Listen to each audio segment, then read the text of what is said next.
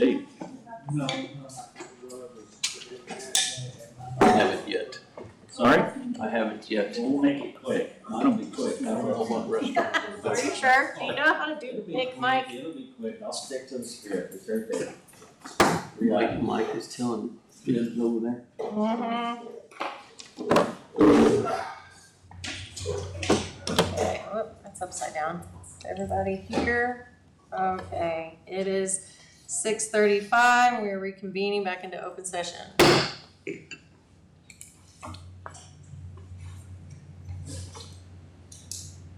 Ma'am, shall I go over the important dates? Yes, sir. Please take it away, Mr. Wilford. So we have the 4th of July weekend coming up. So the City Hall will be closed on the 3rd of July and on the 4th of July. We have a park board meeting tentatively scheduled for the 16th of July, although that might change. And then the 2 normal regular council meetings in July and in August. Moving on to our briefs for the evening. I have 6 for you this evening. The first one will be our police department price study. The second, to an update from the city engineer.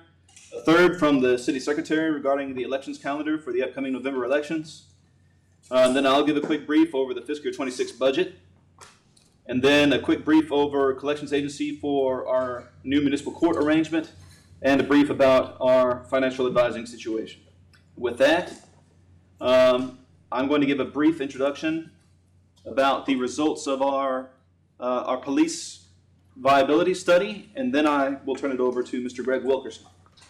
So back in November of 2024, the council approved a contract with Mr. Greg Wilkerson to conduct an exploratory study to see how much it would cost if we wanted to set up our own police department. He has completed his study, and he's presented us with 2 basic options. One, for a full-time, full-service police department that would be present 24 hours. And the second one for a part-time, kind of daytime police department. So it's important to make sure y'all understand these are not necessarily recommendations. These numbers are just how much we expect it would cost if the council decided to go in this direction. And so to run full-time 24-hour operations, it would require us to hire about 11 employees. To get everything set up and to run it for the first year would cost about $2 million. It's $2,163,000. And then every year after that, we would expect it to cost about $1,359,000. That is much more than our current annual budget. And so it's just a good number for us to keep in mind. If we decided to go with a part-time police department, we would need at least 4 employees, 1 chief, 2 police officers, and 1 administrative assistant. The year 1 costs would be $732,000. The recurring annual costs would be $431,000. And so, while we keep these numbers in our mind, it's important to make sure that we grow responsibly and continue to explore our interlocal agreements with the county. And with that, I'll turn it over to Mr. Gregg. Thank you, sir. Thank you very much. Appreciate it. Honorable Mayor, distinguished members of council, first of all, I appreciate the opportunity to, number one, do this study for you and to discuss some of your options going forward. You know, if you begin with the end in mind, that's going to help carry you these years down the road. As your manager just said, you know, none of this is even doable where you're at right now today. But you're thinking ahead for the future because at some point it will happen. And if you start planning for that today, it's going to help get you to where you need to go. A little bit about myself, 30 years law enforcement. I'm a retired police chief by trade. I spent half of my career at the city of Richardson, and then I finished up with the town of Little Elm and the city of Corinth, right there on 35. Assistant chief at both of those places. Retired, and then I went to work for a water district and created the 6th Water District Police Department in the state of Texas and the only full service agency that's out there today. It's a 26-man department now serving 18,000 people. It was a tiny water district back in 2018. And from then to now is where it's gone. So that kind of helps segue in, let you know a little bit about my experience, what I've done, and we'll talk about some of these things. You've got a packet in front of you, and I'm not going to read this line for line, but I want to kind of touch on some highlighted portions. As Chance said, my name came recommended through the councils. I've worked with a lot of water districts recommending interlocal cooperation agreements, and I understand that's what you're in now. So, the first thing I did is conduct background. I talked to your city manager, your mayor, did some surveys. I looked at what your goals are for the city and try to put that all together moving forward. The best I can tell right now, your population is estimated about 700. So when you look at that full-time police study that we talked about, that's a lot of money. But if you want to run 24/7, everybody's got days off. You've got 12-hour shifts that they're flip-flopping back and forth.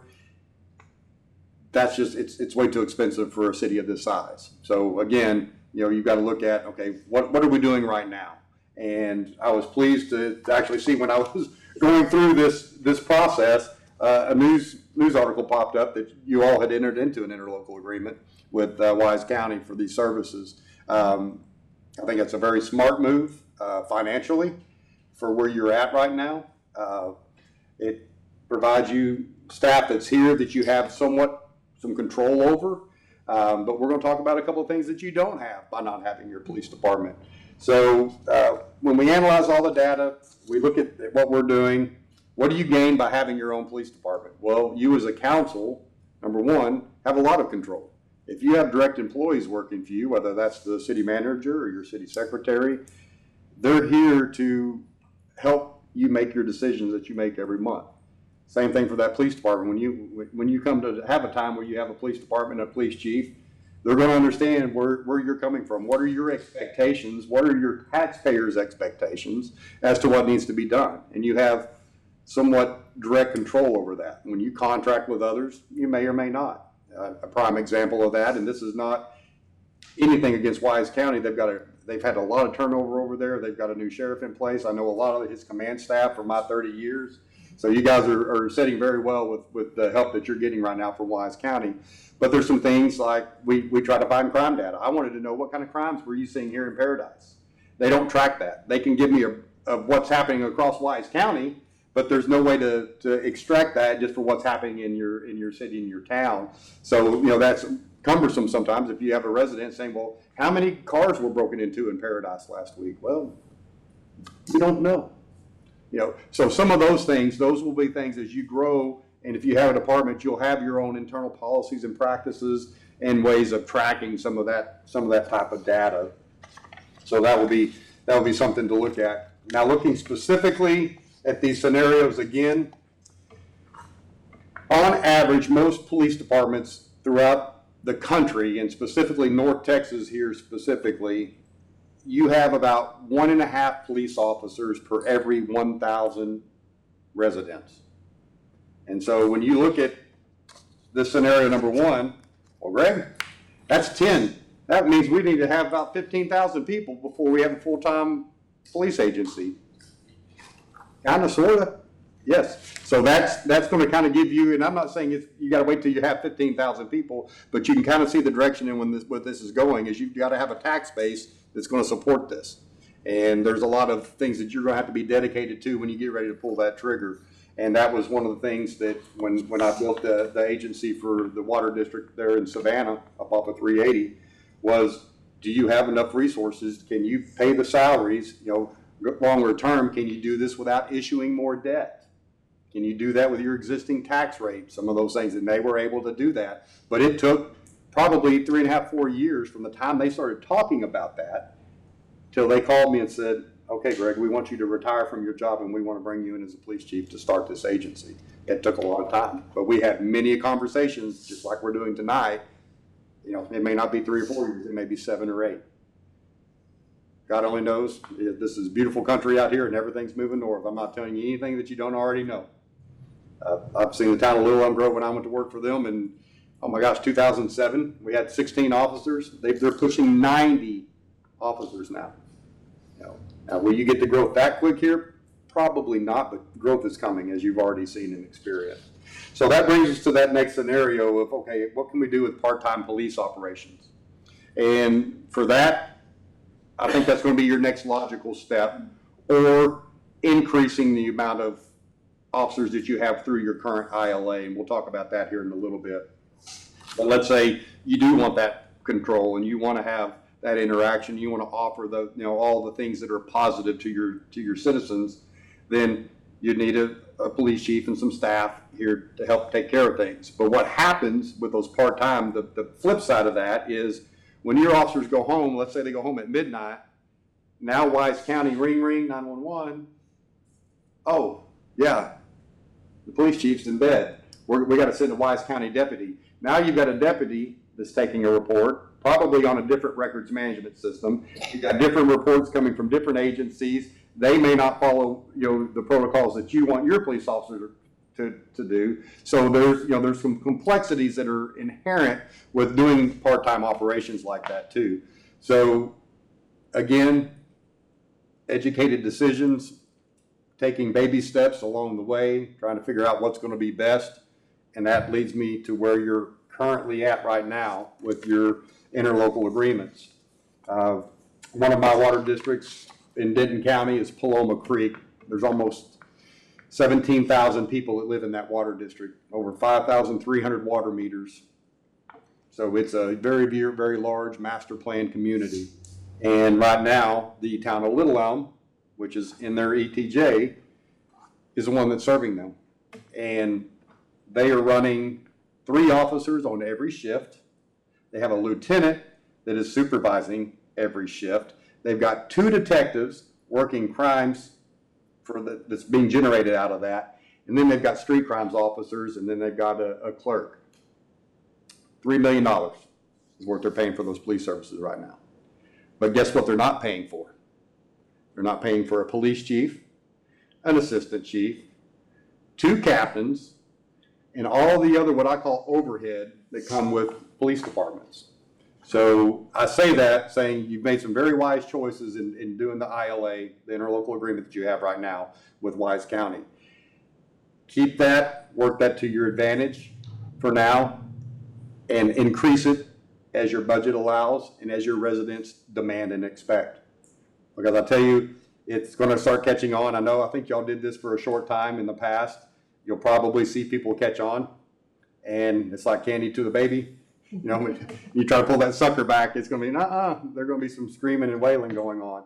But it's a good thing. So I think what you're doing right now is appropriate. If I was your city manager right now, which I'm not, I would say you're right where you need to be. Let's continue this. Let's monitor it. Let's watch what's going on. But also knowing that the future's coming, don't forget about what Greg put in his report, and let's keep this and be mindful of what's coming down the pike here. So, some of the big things to remember when you do make that step, you've got to be competitive. Every agency that's around you, you will be competing with them to keep employees. And as a police chief for a very, very small agency, I had a lot of turnover for the first couple of years. They came in, it's a little bit smaller than I thought. We'd get them all trained up just good, and then they go for the higher pay next door. So it's going to happen. It just comes with the territory. So when you get ready to make those decisions, understand there will be struggles, there will be challenges along the way, but you can't give in, because at the end of the day, you've got to meet those citizen expectations and your taxpayers' expectations when it comes to that. That's a 30,000-foot overview, and I know I talked really fast, but I wanted to, I guess the next thing, equipment is very expensive. So when you start making these strategic moves, think about a squad car is going to cost you almost $100,000. You're like, what? $100,000 for a squad car? Well, it's about $45,000 to $50,000 for a squad car, and about another $45,000 or $50,000 just to put all the equipment in there. It's like a spaceship. It's like a Airbus. So there's a lot of stuff, moving parts and pieces. And with that, I see you're recording and doing your things here. Same thing. Every one of those police officers has to have a body camera. There's got to be a camera in the car. There's got to be a radio that's in that car. That's $8,000. You start adding up all those things, and guess what? Those cars wear out after about 4 or 5 years. And if they're driving around in a piece of junk, guess what's going to happen? They're going to go to the other agency that gets a new car every 4 or 5 years. So, those are the things that you'll have to consider, which is a lot. But again, when that time comes, I can be of assistance to you if I'm still around, good Lord willing, and you need some other advice or some other eyes when you start making those decisions or you want to bring in a police chief to do that, and you make those calls. I'll be more than happy to help you. You've got one wonderful city manager up here that's very, very talented, and got a lot of knowledge, but if I can help out on any specifics, I'd be more than happy to. I'm gonna stop there and I'll open it up to see if there's any questions or concerns or comments that you all have as council members. Any questions, gentlemen? No, sir. Thank you very Awesome. much for your You bet. report. No, I thank appreciate y'all very much. Chance has got all my information. I'm gonna let y'all get at your meeting, but I, again, appreciate the time and the opportunity to present that study. Thank you. Thank you very much. You bet. Thanks for the Yep, appreciate it. Thank you. Ma'am, ready to move on? Please. Next, we have a brief from the city engineer. I'll turn it over to Mr. Mike Anderson. It's a brief. Brief.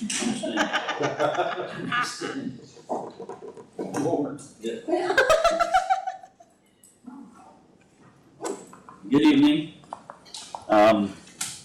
Appreciate the opportunity to present my report. I did hand it out there at your desk this evening, and I'll be brief in my brief and walk you through 3 items, really just updates for you.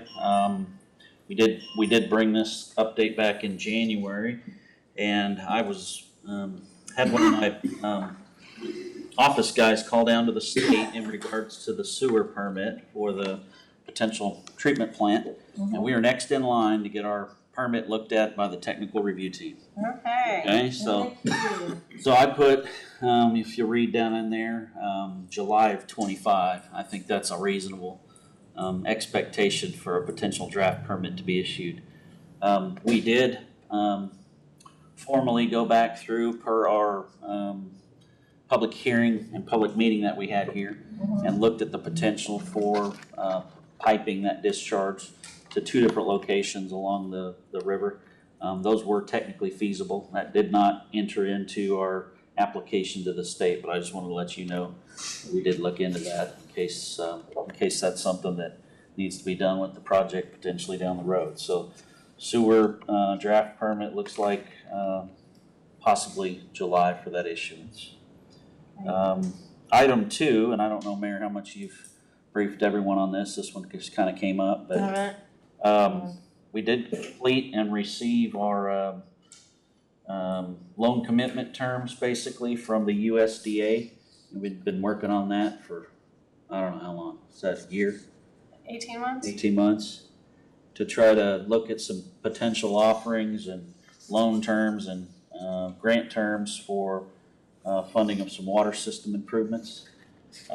We did not get any grant award money from the USDA. They did provide us with some loan opportunities. I did print 3 copies of that, Mayor, that I didn't hand out, but I can leave available in case anyone's interested. I think we're gonna go into that in more detail maybe next month. Next month? Yes, next month. Long and the short of it is, no free money, no interest loan for a lot of money, and we'll go into that next month. There you go. Okay, there you go. So it was a process. It was worth looking into, and we'll have some more on that next month. But I just wanted to let you know that did kind of wrap up late last month, early this month. Item 3 on the report is the regards the water tower and the latest tank inspection that was done on that. We're in the process of trying to get that inspection so we can go through that and determine basically a timeline that we have as it relates to the coating system that's on that tank inside and out. Did you get the results of their most recent inspection? I'm not sure if George got those or not, but we need to get through those and Unless you can, you Have a can look. look to make sure they get,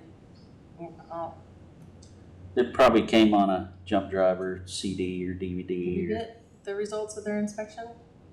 Inspection. The tank tank. inspection? Yes. Yeah, it's on the flash drive. It's in the cabinet. Share it with them. And what we'll do is we'll take a look at that and we can, a lot of times those inspections, they'll claim that you need to do something right away, right? Because a lot of the times those inspection companies, they want to sell you on maintenance for a tank.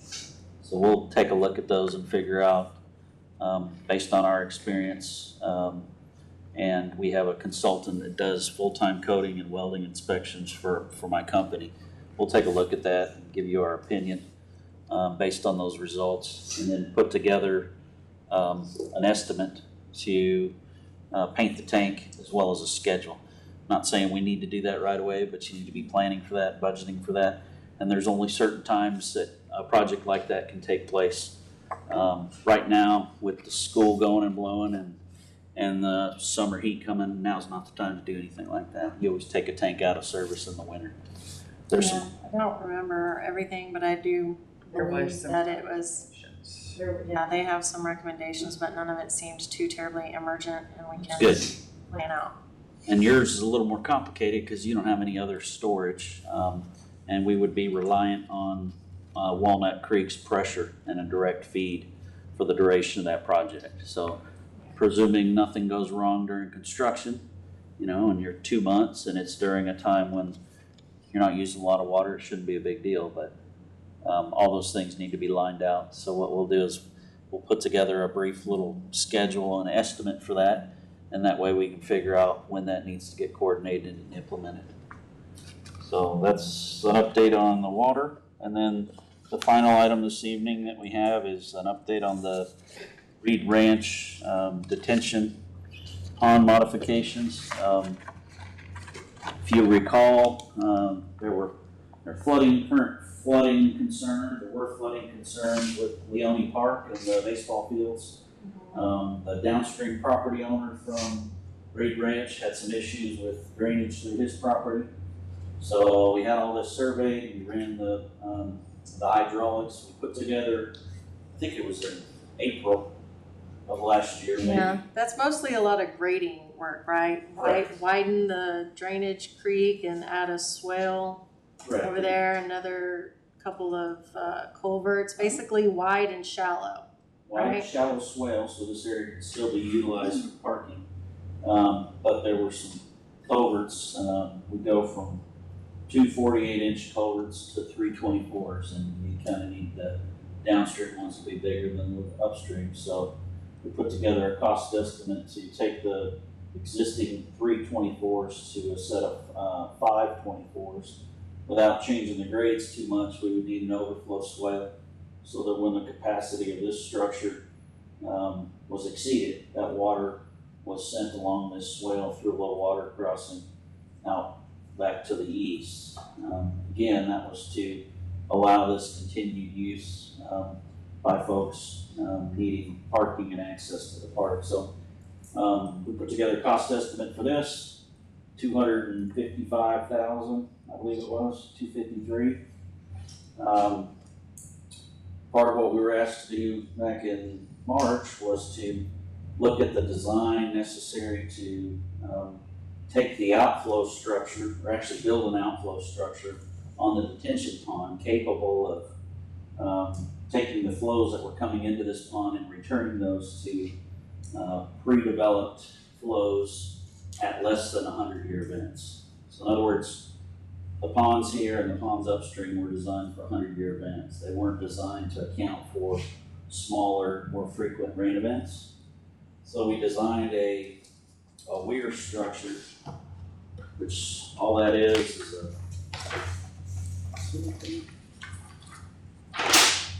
you can visualize the three culverts in the detention pond that leave the pond. It was basically just a 2-foot tall wall. That's a total of 20 feet long. It's got an 18-inch opening in the middle. So we designed that structure, ran the numbers. We actually reached out to 5 different contractors that have done work for us, and we got a series of numbers back on that project. So again, we put together a cost estimate for this work, and then we solicited bids for the actual drainage structure, and those came in right at $20,000. What about doing the same thing at the Lambert Pond? The Lambert Pond, that was an option, but they didn't, there wasn't enough freeboard on that pond. There wasn't enough contributing area for it to make that much of a difference downstream, according to the hydraulics. You know?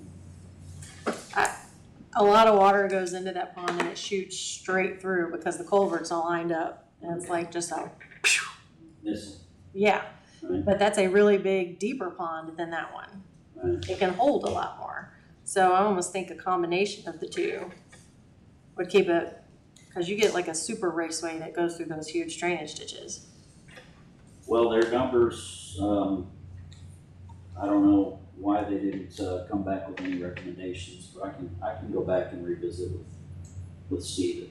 I guess one of the concerns that we wanted to bring to everybody's attention was if we were to return this flow to that which existed prior to development for those, higher frequency, lower intensity storms, this property owner's still gonna have issues accessing this northern portion of this property. If you think about it, if you have a storm that goes through there quickly, that water has a tendency to get through and do its thing. We're gonna be slowing that water down. That same amount of water is gonna come through there just over a longer time. Mhm. So, we've got basically a three-part solution here. Design and construct the weir. We've already got it designed, we know what it costs to build. There was an option to put in a concrete swale across that property. You go out there right now, you'll see some erosion on that property due to the release of this water from the tank. And then that, in conjunction with the downstream improvements, if the city was trying to remedy some of the downstream conditions that existed there in the park. So you're talking 100,000, 20,000, 250, $400,000 roughly. You all talked about some options for easements through here and some other things, but really what we just need is to get some direction or some input, or if there's something else you'd like us to look at from an evaluation standpoint. But in order to remedy the fields being inundated and the conditioners getting washed off the field down here, you're talking a $250,000 project. The property owner returning that flow to the condition that existed prior to development is a $20,000 project. Allowing that property owner to gain access to that northern part of the property, you're looking at about $100,000. Three parts. I'm no engineer, and I certainly know nothing about hydrology and hydraulics, but I will tell you the overwhelming majority of water that comes bulldozing through that pond and onto that property is coming from Lambert's Pond and straight down that one way. It becomes a super highway. One day we're gonna have a festival. We're just gonna have everybody come out with boats and we're gonna race them. Tubes. No, well, I can't know I'll fit through that line, but if everybody brought a little boat, we could have one heck of a derby out there on those things, starting from Walnut and going all the way through and through there. So I really think something will also need to be done at the Lambert Pond too, and that will also help keep flooding, I'm assuming, topping over. So that's me. That's because I live right next to him and watch him all the time. So if you assumed or presumed that something similar from a weir standpoint was up there, the 400 Yeah. would include that. I think that was Just trying to round everything up, because I think we had 85 for the right. downstream property owner property, we had 20 for the structure, and we had 250 for Leone. Okay. So, not asking for any decisions to be made this evening. You guys obviously have some other things that you need to discuss and consider, but we did get everything designed. We do have hard numbers for the structure. There would be some more detailed design that would be needed for the work through the park. There would need to be some work out in the right of way if we were to try to tie in any work on the downstream property owner to the culverts that exist under the highway. So I've got If I had some wonderful philanthropic-minded local businessman who had a dozer, wanted to come in and say, Mayor, what can I do at Leon Park? Can I show him that and go do that? Well, we'd have to Grade all that and we'd put it have as well? we'd have to at least design it and give him grades to build off of, but $15,000 for a design is a lot better than $250 to build. Well, that's what I'm saying. If you knew somebody that you If I could knew get- somebody with the bulldozer you knew and somebody lots of with free some- time and some wanted good to do culvert- that, Some of the who culvert could read work. plans. Yeah, so there's culverts that are needed, there's concrete work. Yeah, I mean, there's the potential there. I don't think there's any of that a skilled operator, I mean, you're talking I think we had a 30-foot wide swale through there. This one is, we tried to stay from the fence over to the existing road, right, so we're not rebuilding the world out there, so that was a 30-foot wide, 10-foot wide flat bottom ditch, 4 to 1 side slope, so you go out there right now, and there's a little ditch about this wide. So that doesn't have enough information on it right now to go out there and build it? Absolutely not. No. You could have to design it. This is enough to cost it and give you a budget, but there's no grades on there. I think kinda that's eyeball it. part of why some of this is the way it is no one took the time to design it. We don't wanna do that, so. If you're wanting to move forward with this and you can find somebody that could, do the work or donate the labor, we can talk about because if we have to do it, we have to publicly bid it and find a contractor that's getting bonded and insured, we have to do a completely different set of plans than if we have somebody that we know that's doing the work straight for the city. If that makes sense. Okay. So we So can, if I get a guy, if I say, Mike, I got a guy, if you got a guy, and then you can. we can talk about what does that guy need to successfully construct the project. Okay. We can talk about Well, I don't have a guy yet, but I'm gonna be looking for one. Well, there was a couple gentlemen from Pyra that I met here at the last Yeah. meeting that said they were looking for a guy or had a guy, and we gave them the They were getting the same kind of cost estimates you were from their guy. yeah, because those are, that's what it costs to do something like that, so if you can find somebody that's interested in doing some philanthropic work, that we could talk about maybe some ways that we could save a little bit of money on the front end, but we're still gonna have to do a little bit of work just to at least set grades and Okay. make sure it's all gonna keep flowing downhill, The whole first. Okay. okay? Okay, Anything else for me? That's basically my report for the month, any so questions? questions, comments, concerns? All right. Thanks, Mike. Okay, thank you.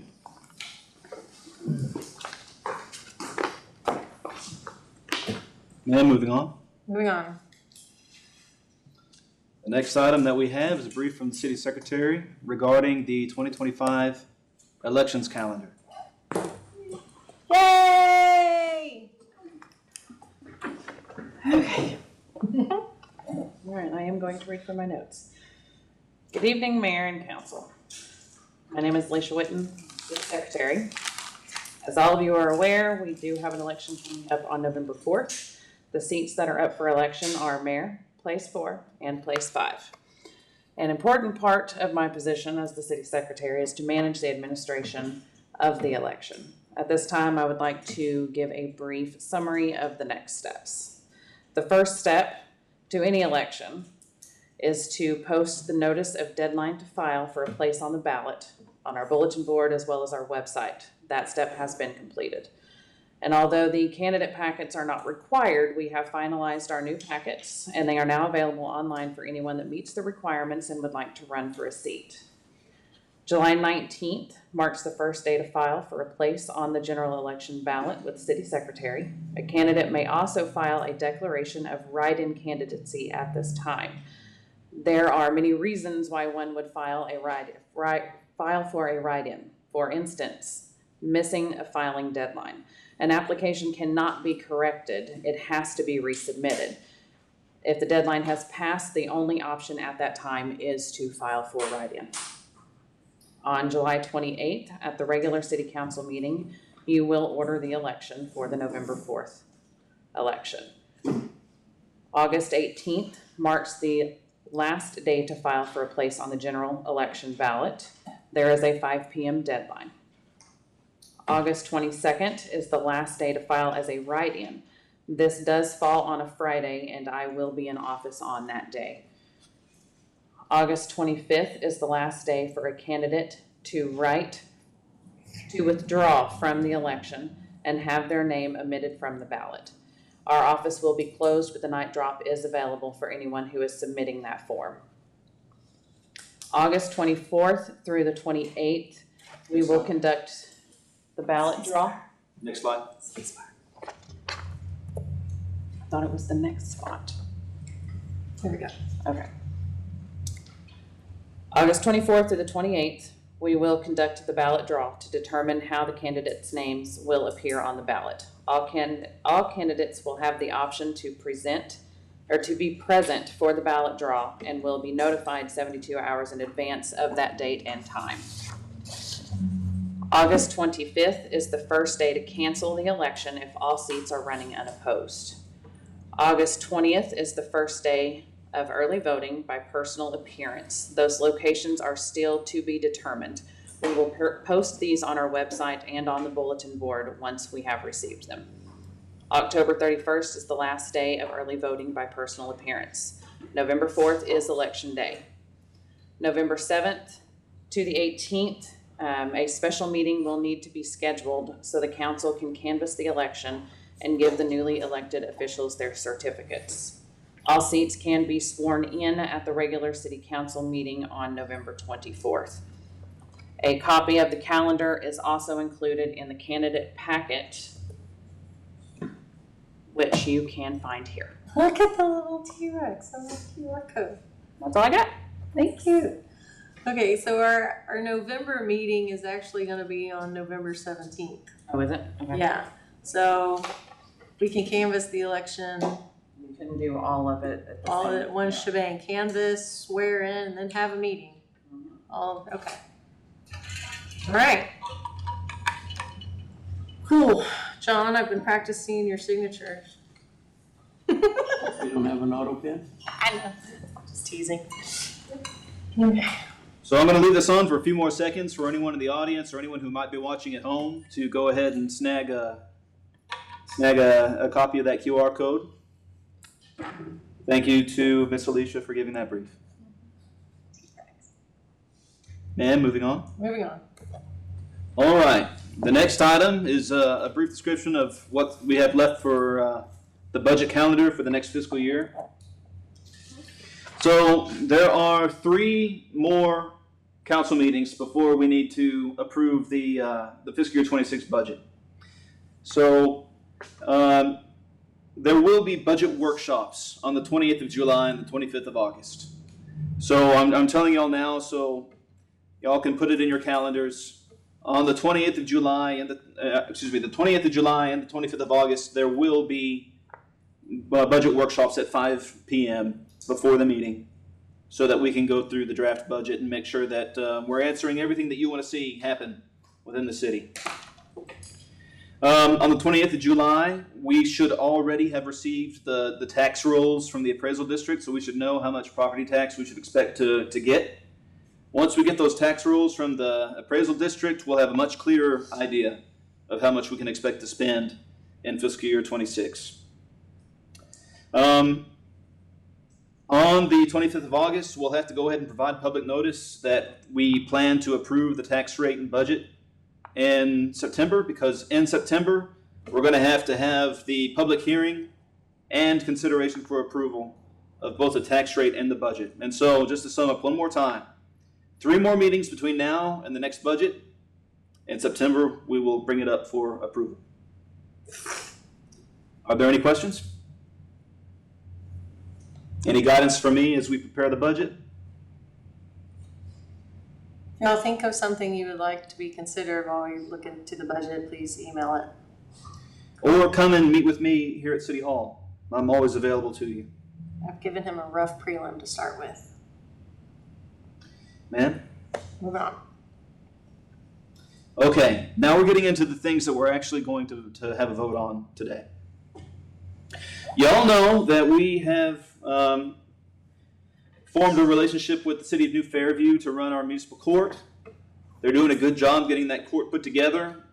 One of the things that we have to adopt in order to get the court up and running is establish a collections agency. And so, if we have a person who receives a fine for a violation, but they refuse to pay their citation, what happens? Well, there are a few things that could happen. One is they could have a sort of a lien put on their driver's license so that when they go to get their driver's license renewed, the system sees that they have outstanding citations that they need to pay, and they can't get their license renewed until they pay their fees. So that's one way to do it. But that could take up to 10 years if they have a brand new driver's license. And so rather than wait for possibly up to 10 years to get your citations paid, most cities contract with a collections agency, and a very well-known one is McCreary, Veselka, Bragg, and Allen. They're MVBA. They're a law firm that specializes in collections of delinquent municipal court fees.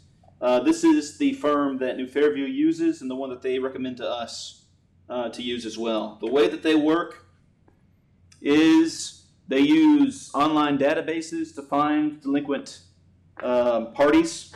They send letters to the house and they give them phone calls and basically just continue to contact them until they've paid their fines.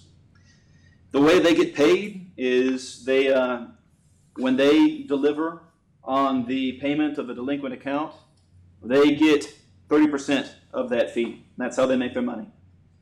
However, in the ordinance that y'all approved about 2 months ago, we established a 30% delinquency fee. So when people become delinquent on their court amounts, their fee increases by 30%. That 30% is used to defray the costs of the collection agency. And so that's how it works. This item will come up on the deliberation agenda. Are there any questions? Do they do utility bills as well? They actually Utility collections? might. Is that something you want me to look into? Yes. Okay. Write that down. I'm not sure. Do we have an active utility or? No, we have something that we submit stuff to. We don't ever, it's very rare that we see anything out of it. So maybe it's worth shopping around, see if they can. Okay. Thank you. So today the vote will just be for court fees, but I'll look into the utility bills as well. Are there any other questions? Ma'am? Now to talk about the financial advisor. Okay. There's a whole ecosystem that survives around cities issuing debt. Now, the city has never issued bonds, but it's in our future. Eventually, we're going to get to the point where we need to issue bonds in order to have enough money to build large infrastructure projects. To do that, you need a bank, you need a market, you need an underwriter, and you need a financial advisor. A financial advisor is a person with a fiduciary responsibility, which means that they have a duty to protect our interests. And what they do is they are experts in the bond market, and they make sure that we don't get snowed. So, if we need to go to debt to market to sell debt to pay for a piece of infrastructure, they will coordinate the process with our bond counsel, with the underwriter, with all the people involved to make sure that we are receiving terms that are fair based on market rates. And that's their job. The group that's being brought forward for your consideration is a group called Government Capital Securities. They're well known in Texas. We would establish the relationship with them now, but we would not begin paying them. The way they make their money is they get a certain fee based on the size of the debt issuance at the time. And so we would start building this relationship now. They would become our financial advisor. They would start giving us options on how to issue bonds. And this is the amount of money that they stand to get paid. So the way you read this is, if you're issuing between $0 and $1 million in debt, their fee would be $15,000. And so on. If you're issuing $50 million in debt, then they would get $332,000 plus a certain amount over the size of the grant. You understand what I mean? Right. And so this item is coming up on the deliberation agenda as well for your consideration. Are there any questions? Okay. With that then, I'll turn it over to citizen communications. All right, thank you. It is now time for citizen communications. As a reminder, read my disclaimer. Public is invited to address the city council and speak on any matter not specifically listed for public hearing elsewhere on the agenda. Please note that the city council members may not respond to comment or deliberate on topics if they are not included on this agenda. Each citizen will be allowed 3 minutes to address the city council. And we do have someone who would like to address the city council, Ms. Pamela Green. Please come on up and tell us what's on your mind. All right, Mayor Black, council, staff, appreciate the opportunity. My name is Pamela Green, resident, address if you need that's 110 Thistle Circle. We are actually neighbors of former councilman Lance Tucker, so if you know that What property. about Boyer's house? So wanted to come in tonight just to make sure that you are aware that you have residents that are just concerned and wanting to get additional information regarding the parcel adjacent to our property that was formerly owned by Jeff Pegg. That is, I don't know the name of the company that purchased that property from him, but it's our understanding from conversations with them and conversations with your city manager that there's going to be a zoning request turned in for that property from residential to commercial for the mining operation. Residential to industrial. Or industrial, okay, sorry. So we are very interested to find out the status of that when you, as your Planning and Zoning Commission, will be talking that through and voting one way or another on it, and then as council, when you'll be voting on that as well. I believe we have this slated for next month, That is correct. so next month. I also misspoke, I apologize. Agricultural to industrial. Agricultural to I industrial. apologize. So next month at that time, when it does come before us, there will be a public hearing. And so any residents, everyone should get notice within 200 feet that will be happening. They'll be getting a letter, and then there will be a time in the meeting for public hearing for any residents to get up and speak and, speak their mind and let us know. And then we will also be, should be taking a vote on that issue that evening as well. So it'll all be, that same evening. So I guess from a opportunity for you all to understand or deliberate with regard to your opinions about the vote, since it's immediately that evening, we just wanted to come forward and let you know that, we're interested, we're curious, we would appreciate as much information and deliberation or due process with that to understand what's taking place. And currently, just if you haven't been by that area, the company is actively improving that property and making, significant investments in their road and their infrastructure. Multiple trucks in and out on a regular basis, a daily basis. And so there is, some question of, has there been any type of pre-commitment or alluded to commitment that that's going to take place, the vote's going to be in their favor and they can just continue to keep on moving because they're already moving quite a bit now. That is time. I will say that no decision has been made. Obviously, it has not come before the council. The only thing that has occurred is a meeting to discuss the rezoning procedures with him, and that we do that for any developments. If it's going to involve a zoning or a plat, there's just, we go over what the procedures are in that, and he's well aware that it does have to come to the council and be voted on.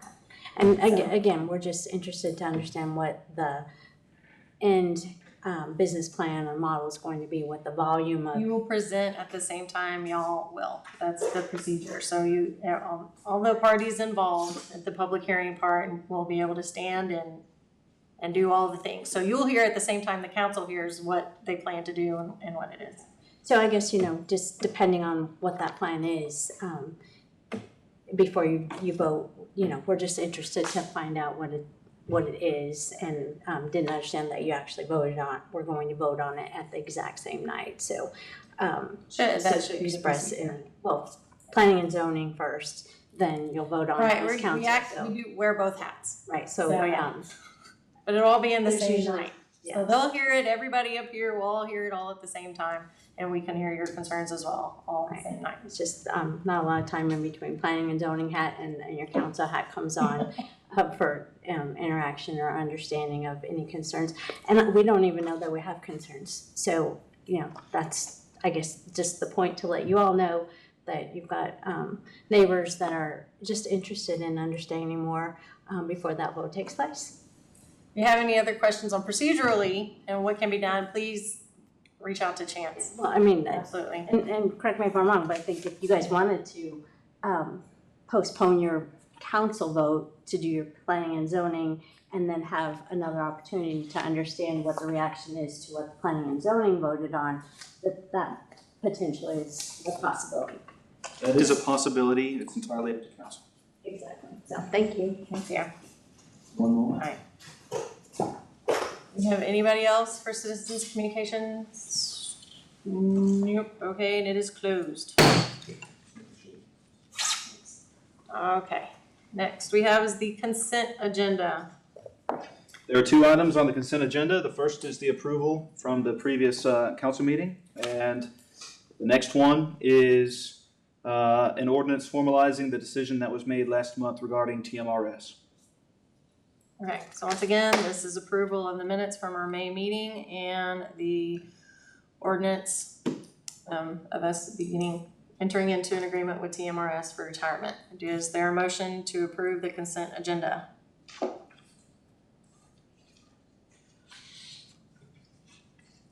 No one? Minutes and TMRS? I wasn't present last month, so. I think I was here last month. Okay. Do what? Y'all did discuss it also. We've been discussing in TMRS for, I remember talking Yeah. about it.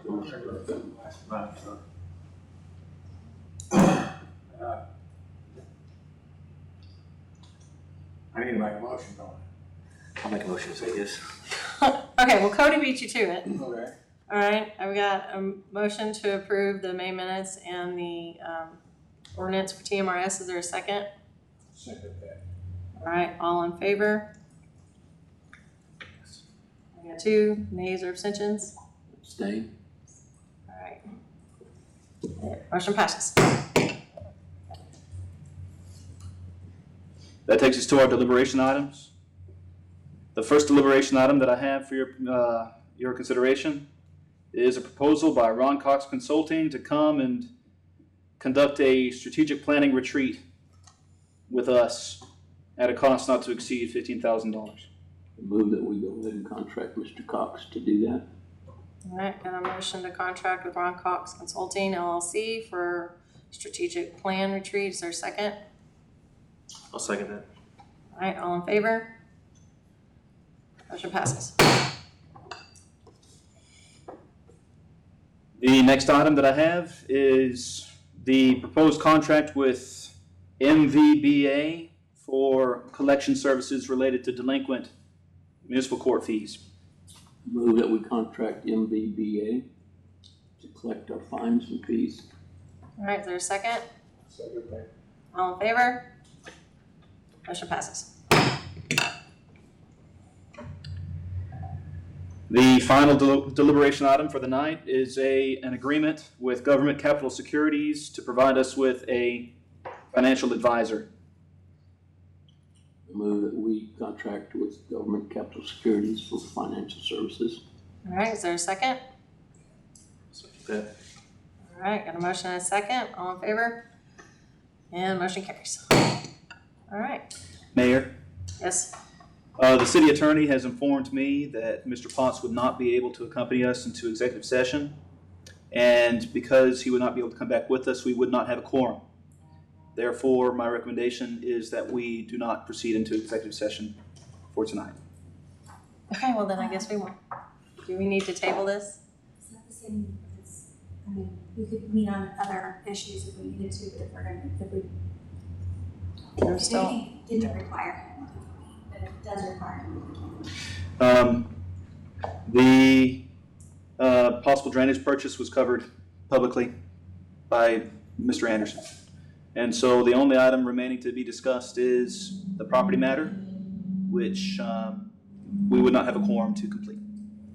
Okay, well, then, having completed all the business there is to complete, I would entertain a motion to adjourn. I'll make a motion that we adjourn. Okay. That's quick.